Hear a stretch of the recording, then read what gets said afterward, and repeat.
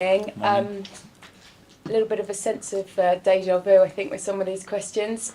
Shall we start with the injuries and Saliba? So more reports that he could be out for the season. You said you'd know more this week. What can you tell us? There's not been real improvements, unfortunately, on him. So we are still waiting. We are still hopeful, but obviously it's another week that is gone by, and he hasn't been able to train with the team. Can you tell us a little bit more about the injury? There was some speculation that it's sort of disc problems and that he might have to miss the rest of the season. I leave that to the doctors to explain if they have to explain. Are you preparing for the rest of the season without him now? Well, at the moment we don't have him. We are preparing for this game without him, and next game obviously probably is going to come too close as well. So we have to go week by week at the moment. And Xhaka, is he okay now? Because he missed the game with sickness. Yeah, granted he's been out. Hopefully he will be able to train today, but I still a doubt. Still a doubt. And anyone else a doubt? Or everyone else okay? No, the rest okay. Okay. Obviously, quite an emotional end to that game on Friday night. When you sort of picked apart the performance and took the emotion out of it, what do you feel was at the heart of some of those errors early on? Human errors. Players, they make a lot of brilliant decisions and they make mistakes. The areas where you made those mistakes probably defined the extent or the consequences to that mistakes, and obviously where we made those mistakes punished us heavily. But looking at the last two games back, taking that apart, we deserve to win both games without a question of a doubt. When you say human errors, we've obviously seen you go most of the season without making those errors. How do you get to the bottom of why they're making them now? We have made some errors, but we have managed to win the games, and then probably those errors get a little bit dissolved. But we have had some of them that we have managed to do that. But yeah, especially in certain areas, you have to minimize those as much as possible because the margins then become much smaller. Because from the outside, it's easy for us to say, look, they're under pressure, this is why they're making the mistakes, but what's it from the inside? I don't think it's about that. It's decision making, sometimes it's execution, sometimes credit to the opponents as well, that they put you in certain positions to force those mistakes. But as I said, I think we've done some in the past as well, that I can remember, especially at home, that it could have cost us something and we managed to win the games. Obviously, still 10 games unbeaten. There's been quite a big reaction against Arsenal kind of going on to win the league from here. But the message from you is what? Go win? Still believe? 100%. But we knew from the beginning, and that City was the team to beat, probably with Liverpool, because what those teams have done in the last 6-7 years, and they fully deserve that credit and to be at the top. And we were the ones that wanted to be closing that gap as much as we possibly could, and we are toe-to-toe with them. We knew that we had to go to the Etihad. We know that after that they're going to have another 5 very difficult games. So that game is going to be really important. Is it going to define the season? The answer is no.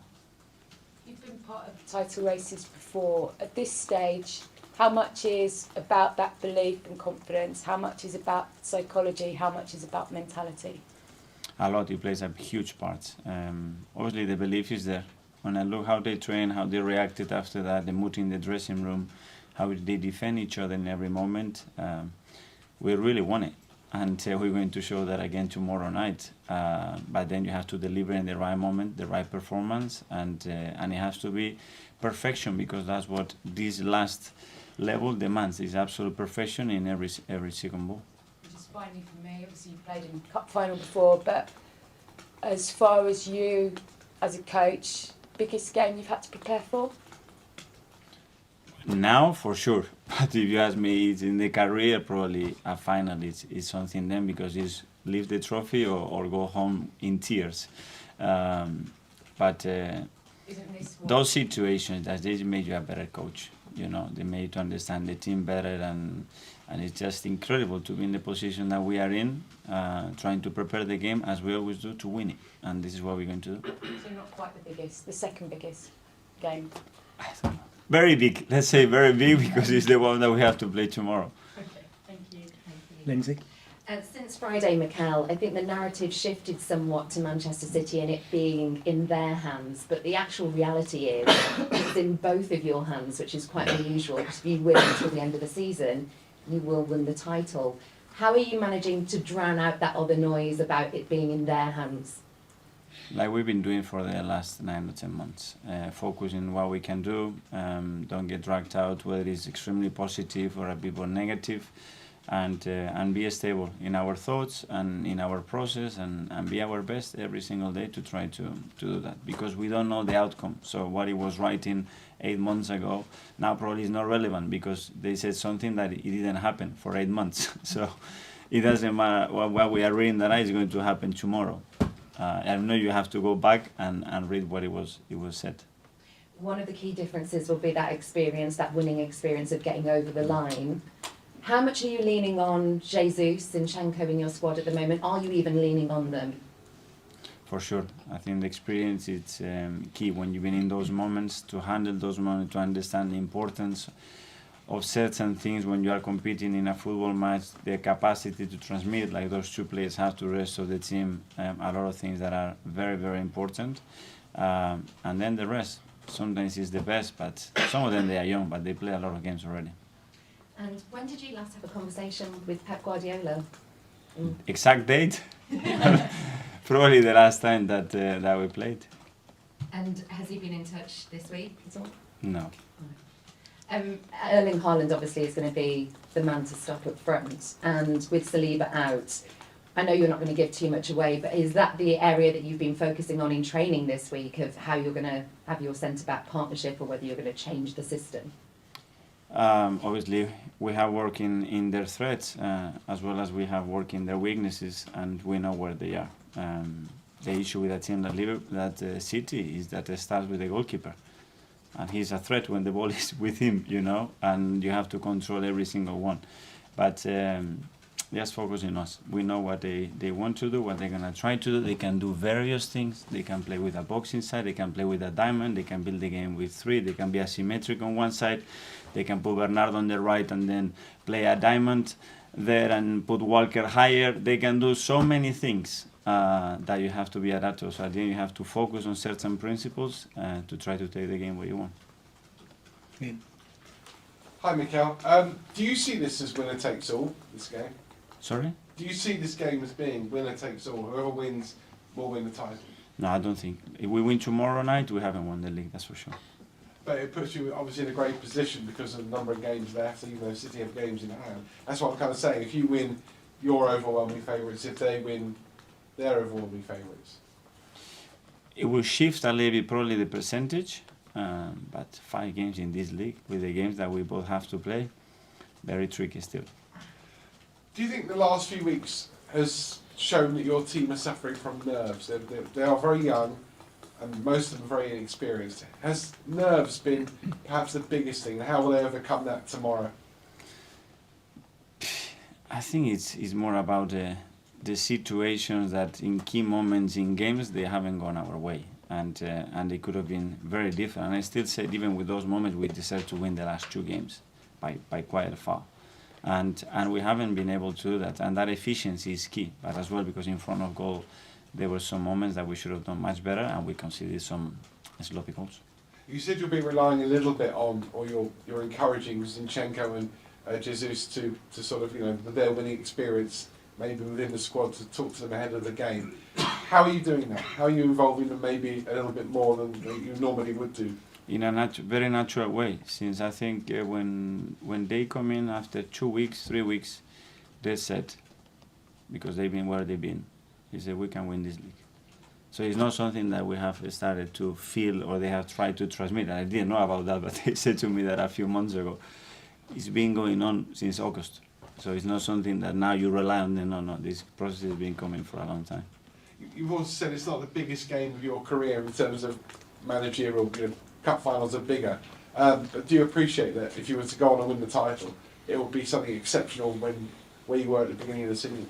Yeah, but the biggest game is the next one, and the biggest game in my career was the game that we play against Southampton. Because if we would have won that game, we would have been in a much better position. And you have to live the day. And after City, the biggest one for sure. You asked me that question because if we win the next one, then yeah, it will be that. And if not, it will be Wolves. The last one is the best one. Yeah. So that is going to change every single week. And last one from me, as you all know, City, when they get on a roll, very hard to stop, and they seem to be on that roll right now where they just win game after game after game. In a sense, you'd have preferred this game maybe 2 or 3 months ago.